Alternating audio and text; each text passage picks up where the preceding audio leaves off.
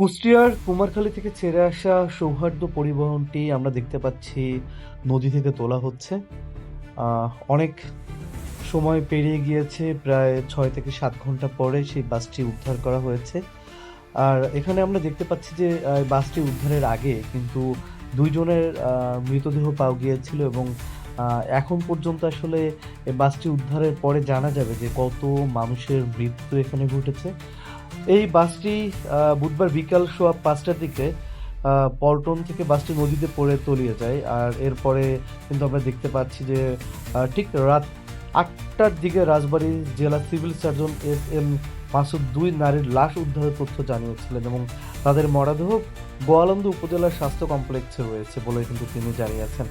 তবে তাৎক্ষণিকভাবে যে তাদের নাম ঠিকানা সেটা কিন্তু আসলে জানা নেই সিভিল সার্জন।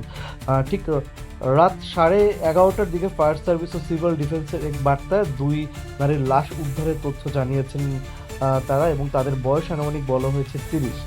আমরা দেখতে পাচ্ছি যে বাসটি কিন্তু নদীর প্রায় 70 থেকে 80 ফুট গভীরে তলিয়ে গিয়েছিল এবং ফায়ার সার্ভিস এবং ফরিদপুর স্টেশনের সহকারী পরিচালক মোহাম্মদ বেলাল উদ্দিন বলেন যে হামজার মাধ্যমে বাসটিকে কিন্তু আসলে তুলে আনার চেষ্টা হচ্ছিল, কিন্তু এর ভিতরে যে বৃষ্টি অনেক ছিল এর কারণে বাসটি তুলতে অনেকটা বেগ পেতে হয়েছে।